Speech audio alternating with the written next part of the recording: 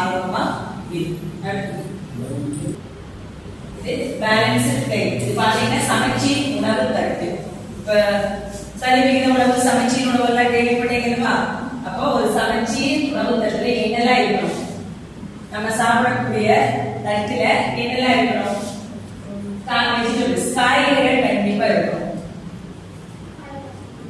பழங்கள் இருக்கணும். புரோட்டீன் கண்டிப்பா இருக்கணும். புரதச்சத்து ஹோல் கிரெயின்ஸ், முழு தானியங்கள், இது எல்லாமே இருக்கணும். நம்ம சாப்பிடுறது தட்டுக்கு ஒவ்வொன்றாவது இருக்கா? இந்த நாள்ல ஏதாவது ஒவ்வொன்றாவது வச்சு நம்ம சாப்பிடணுமா? யோசிச்சு பாருங்க. சாப்பிடுறீங்களா? கையில இருந்து பார்க்கலாம். சாப்பிடணும். இது எல்லாமே சாப்பிடணும். நீ சாப்பிடுறியா? என்ன சாப்பிடுறீங்க? ஒரு டைம் பிரேக்ஃபாஸ்ட் சாப்பிடும் போதோ இல்ல லஞ்ச் சாப்பிடும் போதோ இது எல்லாமே சமச்சீரான தட்டுகளோ உணவு தட்டு அதே மாதிரி சாப்பிடுறீங்களா? இனி சாப்பிடும்போது இந்த மாதிரி எல்லா விஷயங்களும் இருக்கிற மாதிரி என்ன பண்ணணும்? சாப்பிடணும். இந்த ஜங்க் ஃபுட் தான் பிடிக்கும். இந்த ஆரோக்கியமான உணவை நம்ம இது ரெண்டும் பக்கத்துல வச்சிருந்தாங்க. நம்ம ஓடி போய் என்ன எடுத்து சாப்பிடுவோம்?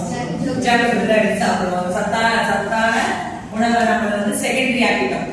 அது நம்மளுக்கு புரிஞ்சுக்கிட்டீங்கன்னா நீங்க முதல்ல என்ன சாப்பிடுவீங்க? சத்தான உணவு. இதை நீங்களா என்ன பண்ணுவீங்க? அவாய்ட் பண்ணுவீங்க.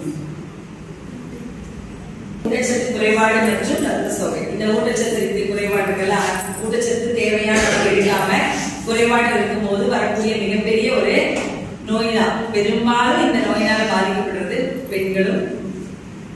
பெண்கள் தான் அதிகமா பாதிக்கப்படுவாங்க. அனீமியா, ரத்த சோகை. அந்த ரத்த சோகை ஊட்டச்சத்து குறைபாடுனால வரக்கூடிய ஒரு வியாதி தான். ஏர்லி டயபெட்டிஸ் இன் சில்ட்ரன். குழந்தைகளுக்கு வந்து சின்னதிலேயே பிறக்கிற குழந்தைக்கே வந்துடுது இல்லையா? சுகர் வந்துடுது. அடுத்தது வீக் இம்யூன் சிஸ்டம், நோய் எதிர்ப்பு மாற்றம் அந்த சிஸ்டத்தையே வந்துடுது வீக்கா. எந்த ஒரு சின்ன ஒரு இது வந்தாலுமே அவங்களால என்ன பண்ண முடியாது, தாங்க முடியாது. அந்த மாதிரி அடுத்தது லோ பர்த் வெயிட். கருவில் இருக்கக்கூடிய குழந்தைக்கு வந்துட்டு வெயிட் அது லோவா 6 மாசம் 8 மாசம் அந்த மாதிரி குழந்தைக்கு முடியுமா லோ வெயிட் ஆகும். 2 கிலோ 1.5 கிலோ அந்த மாதிரி வந்து நிறைய குழந்தைங்க எல்லாத்துக்கும் காரணம். இதுல தப்பிக்கணும்னா நம்ம பின்பற்ற வேண்டிய வழிமுறை, அதாவது நம்ம தவிர்க்கணும் அல்லவா? தவிர்த்து நம்ம ஆரோக்கியமா வாழணும்ல, அதுக்காக பின்பற்றக்கூடியதுதான் காலை உணவை ஒரு போது நம்ம என்ன பண்ணக்கூடாது, தவிர்க்கக்கூடாது.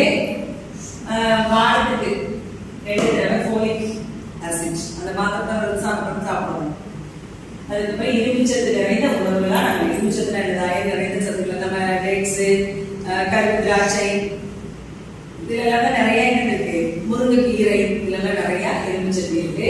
வைட்டமின் சி நம்ம நல்லா சாப்பிடணும். அப்பதான் வந்துட்டு நம்ம சாப்பிடக்கூடிய உணவுகள் இருக்கிற சத்து உறிஞ்சு நம்ம உணவுக்கு தரும். வைட்டமின் சி எதுல இருக்கு அதிகமா? எலுமிச்சை, நெல்லிக்காய் இது எல்லாமே வந்து அதிகமா நீங்க சாப்பிடணும். சாப்பாட்டுடன் டீ காஃபியை தவிர்க்கணும். ஒரு சிலருக்கு பழக்கம் பிரேக்ஃபாஸ்ட் சாப்பிட்டு டீ குடிப்பாங்க, காஃபி குடிப்பாங்க, நைட்டு ஒரு டைம் குடிப்பாங்க இல்லையா, 9 மணிக்கு நைட்டு குடிப்பாங்க. ஒவ்வொருத்தரும் பழக்கம். அந்த மாதிரி சாப்பிட்டு சாப்பாட்டுடன் டீ காஃபியை தேநீரையும் காஃபியும் தவிர்க்கணும். வெள்ளத்துல சிறிதுதான் எலுமிச்சத்து உள்ளது, ஆனா நிறைய சர்க்கரை இருக்கு. அப்ப நம்ம என்ன பண்ணுவோம், நம்ம ஒயிட் சுகர் போட மாட்டோம், எல்லோ சுகர் போட்டு குடிப்போம். ஆனா அதுலயே என்ன இருக்கு, அப்போ குறைவா பயன்படுத்தணும், அளவா பயன்படுத்தணும். தவிர்க்கிறதுக்கு நம்ம சாப்பிடக்கூடிய உணவு தானே சொன்னோம், சர்க்கரை கம்மி பண்ணணும், ஆயில் கொழுப்பெல்லாம் கம்மி பண்ணணும்னு சொன்னோம். அது மட்டும் போதுமா? நம்ம சாப்பிடக்கூடியது மட்டும் போதுமா? இல்லை. என்ன வேணும்? கண்டிப்பா நம்மளுக்கு உடல் உழைப்பு வேணும். என்ன வேணும்? உடல் உழைப்பு. இந்த உடல் பருமனுக்கு எதிராக உடல் உழைப்பு தான் வந்து ஒரு சக்தி வாய்ந்த பாதுகாப்பா இருக்கு. அதுதான் நமக்கு ஒரு ஆயுதமாவும் இருக்கும். நம்ம வந்து ஒர்க் பண்ணணும். எவ்வளவு சாப்பிட்டு அது நல்லா